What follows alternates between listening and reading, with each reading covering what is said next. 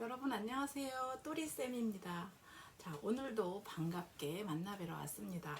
자, 제가 하는 이야기는 역사 속에 있는 이야기도 하고요. 역사 속에 없는 이야기, 그러니까 교과서 속에 없는 이야기도 합니다. 자, 사실은 그런 뒷이야기들이 재미있기는 해요. 그런데 정말 있었는지 그렇지 않은지 이것을 증명할 수는 없어요.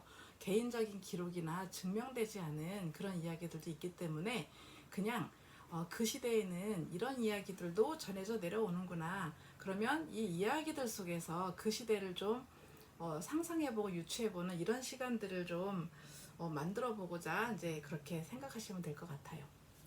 자, 오늘 이야기는 진짜 있었던 이야기예요. 기록 속에 있는 이야기고요. 자, 이방원이라고 하는 이성계의 5번째 아들이 드디어 조선의 3번째 왕이 되는 이런 이야기를 해보려고 합니다. 자, 이성계가 이제 한양으로 와서 경복궁에서 조선이란 나라를 이끌고 이제 첫 번째 왕이 된 거죠. 그래서 태조 이성계. 태조라는 말은 한 나라를 처음으로 세운 그런 왕한테 붙여지는 칭호이기도 해요. 모든 것이 다 그렇진 않지만 일단 이제 이성계는 그렇습니다. 자, 그런데 이성계가 이 조선을 세우고 이제 왕이 돼서 막 이제 왕으로서의 이제 그런 활동을 할 때는 나이가 이미 60을 바라다 보는 그런 나이에 50대 후반이에요. 자, 그러다 보니까 할아버지예요. 자, 평균 수명이라고 하는 거는 요즘에 엄청 길어졌죠. 왜 100세 시대라고 막 하잖아요. 예전에 이 시절에는 나이가 50대 후반이라고 한다면 이미 굉장히 오래 산 거예요. 언제 죽어도 이상하지 않을 정도로 그렇게 나이가 많은 거예요. 자, 그러다 보니까 후계자가 빨리 정해져야 어느 날 갑자기 이성계가 세상을 떠버리면 그 혼란스러움 이런 것들을 좀 어느 정도는 좀 수습을 할 수 있겠죠. 그래서 후계자가 아주 중요합니다. 자, 조선시대에 왕 다음으로 다음의 왕이 될 후보를 아들, 왕자들 중에서 이렇게 정하는데요. 그렇게 후보를 뭐라고 부르냐면 자, 세자라고 부릅니다. 세자. 이 세자로 정해지게 되면 앞으로 왕이 됐을 때 어떤 일을 하게 될 것을 미리 학습을 하는 거예요. 그래서 스승들이 막 20명 정도 돼요. 대략. 그래서 각종 학문은 기본이고요. 그 다음에 역사라던가 아니면 심지어 말투와 걸음걸이 이런 것들까지도 배웁니다. 세자는. 그래서 완벽한 왕으로서의 준비를 하게 되는 거예요. 아주 중요하겠죠. 자, 그런데 이성계한테는 부인이 2명이 있었어요. 우리 지난번에 제 이야기를 들으신 분들은 아마 강씨 부인이라고 하는 이성계가 맞이한 2번째 부인을 아주 사랑했다 이 이야기도 아마 기억을 하실 거예요. 자, 첫 번째 부인한테는 아들이 많아요. 6명이나 됩니다. 6명. 자, 그런데 이 6명의 아들 중에 큰아들, 첫 번째 아들은 조선이 세워지기 전에 이미 세상을 떠났어요. 자, 그래서 이제 둘째 아들이 큰아들이 된 거죠. 역할을 하는 거죠. 자, 그리고 2번째 부인한테는 아들이 2명이 있습니다. 자, 이 2명의 아들은 나이가 어리겠죠. 자, 이 6명의 아들 중에서 큰아들, 첫 번째 아들은 글씨 이상하죠. 자, 첫 번째 아들은 요 둘째 아들, 그러니까 2번째 부인의 아들들, 특히 막내 아들하고는 나이 차이가 굉장히 많이 납니다. 거의 한 30년 이상 차이가 나는 거죠. 자, 이런 상태에서 사람들은 수근수근거려요. 이번에 세자는 누가 될까? 아주 큰 관심사겠죠. 자, 그런데 대부분의 여론은 어떠냐면 누가 세자가 될까요? 왜 우리 여태까지 뭐 사극을 보든 영화를 보든 늘상 있어 왔던 이야기가 있죠. 자, 고려시대 때부터도 이런 일이 있었고요. 예전부터도 왕들은 웬만하면 큰아들한테, 이 일본한테 세자 자리를 물려줍니다. 일본한테 큰아들로서의 그런 역할을 이제 다 하게 되는 거예요. 자, 그런데 어떤 사람들은 또 이런 이야기를 해요. 아니야. 요 6명의 아들 중에서 5번째 아들 이방원이 아마도 세자가 될 확률도 있어요. 왜냐하면 이 6명의 아들들은 아버지 이성계를 닮아서 모두 무예 실력이 뛰어난 무인들이에요. 그러니까 무기를 잘 다루고 전술을 잘 짤 줄 아는 그런 군인이라는 거죠. 자, 그런데 고려시대 때 군인들은 시험을 보지 않고도 장군까지 갈 수 있어요. 무예 실력이 뛰어나고 통솔 능력만 있으면 그렇게 할 수가 있는 거예요.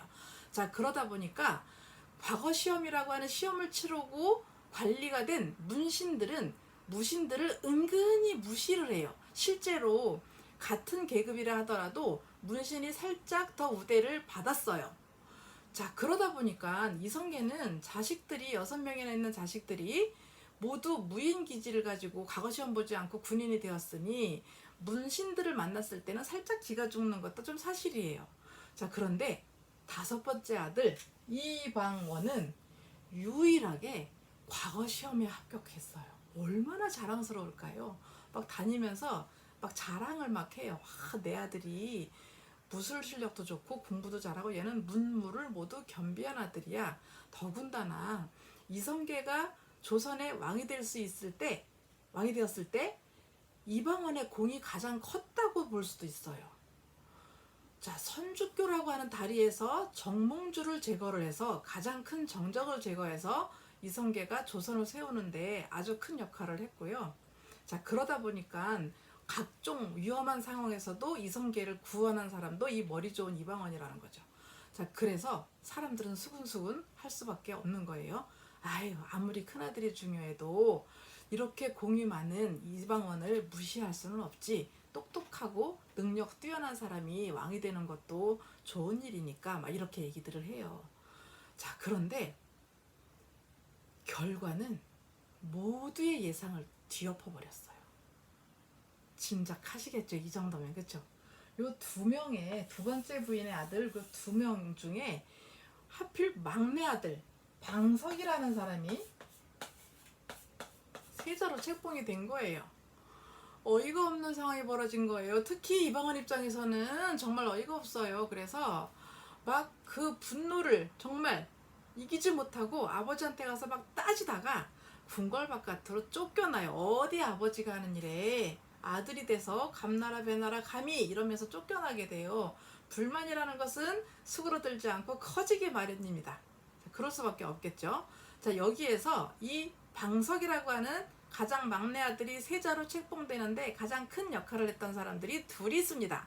자, 한 사람은 이성계가 조선을 세우는데 없어서는 안 될 사람, 바로 정도전이라고 하는 정말 걸출한 천재라고 볼 수 있죠. 이 사람은 잠도 안 자나 봐요. 책도 다방면으로 군사 방면이든 법이든 정치 방면이든 뭐 다양하게 이렇게 활동을 하고요. 자, 그리고 조선을 밑그림을 다 그렸고 기틀을 잡는데 아주 큰 역할을 했어요. 이 사람이 없으면 안 돼요. 이 정도전, 그 다음에 누구냐면 방석 방번의 엄마, 2번째 부인 이성계가 그렇게 예뻐하는 강씨 부인, 이 둘의 역할이 아주 컸다라고도 생각이 들어요. 자, 그러다 보니까 이 방원은 아버지한테 이렇게 어필을 해도 안 되기 때문에 마지막으로 방법을 씁니다. 이 마지막 방법이라는 거는 뭐겠어요? 결국은 힘으로 하겠다는 얘기밖에 안 되죠. 그래서 군사를 일으켜서 궁궐로 침입을 해서 이제 그 방석과 방번을 모두 제거를 하고 죽이고, 그리고 정도전, 그냥 두면 안 되겠죠. 이 정도전도 제거를 하고, 그래서 왕자의 난이라고 하는 사건을 일으켜요. 자, 그러다 보니 이렇게 큰일이 나도록 그럼 태조 이성계는 뭐하고 있었느냐? 역시나 나이가 많아서 그런지 모르지만 병석에 누워있느라고 전혀 대처를 못합니다. 결과가 딱 이렇게 벌어지고 나서는 결과를 본 다음에 너무너무 실망한 나머지 나는 이제는 임금 노릇을 할 의욕을 잃었다. 그리고는 자리를 박차고 일어나서 고향으로 떠나버려요. 자, 그러다 보니까 왕의 자리가 비어있는 상태잖아요. 이러면 안 되죠. 그래서 2번째 임금님이 이제 임금님이 되어야 되는데 사람들은 그러죠. 자, 이렇게 큰 역할을 한 이 이방원이 2번째 왕이 되는 게 당연하지 않겠느냐 이렇게 얘기를 해요. 하지만 이방원은 그거예요. 내가 이렇게 난을 일으켜서 이렇게 손에 피를 묻혀가면서 이렇게 큰일을 한 것은 아버지가 정해놓은 법을 지키지 않아서라고 얘기를 한 거예요. 명분이라는 게 필요한 거기 때문에 그렇게 말할 수밖에 없어요. 본인 욕심이 어떻든지 간에.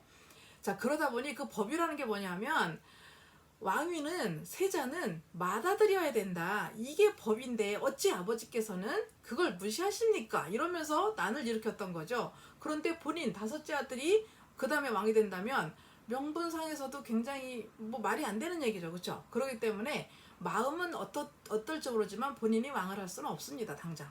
그래서 자 여기 지금 5명 남은 그 아들들 중에서 가장 큰 형을 이제 왕위로 올려요.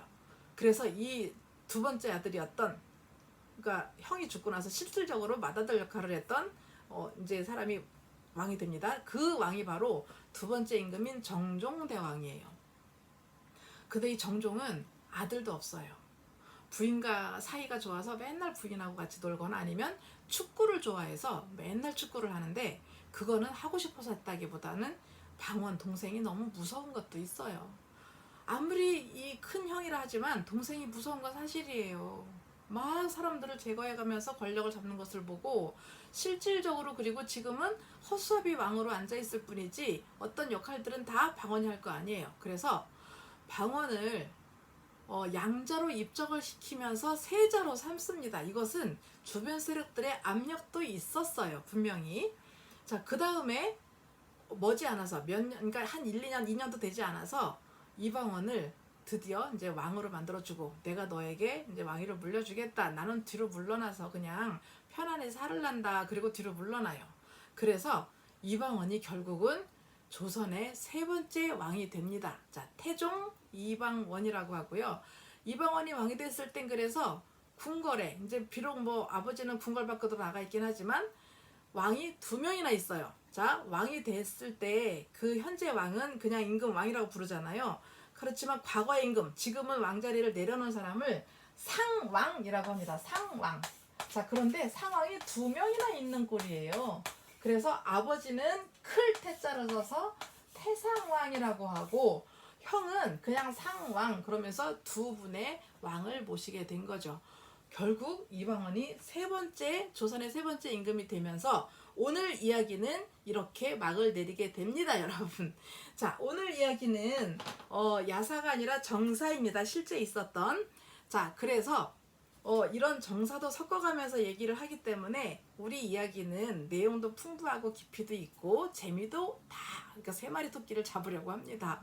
여러분들께서도 도와주셔야겠죠. 자, 오늘 이야기가 재미있고 관심이 있으셨다면 구독, 좋아요를 잊지 말아주시기를 부탁드립니다. 자, 다음 시간에는 또 어떤 이야기가 기다리고 있을까요? 기대를 해주시면서 자, 오늘 이야기를 마무리를 할게요. 여러분들 잘 들어주셔서 감사합니다. 자, 다음 시간에 다시 올게요. 여러분들 안녕.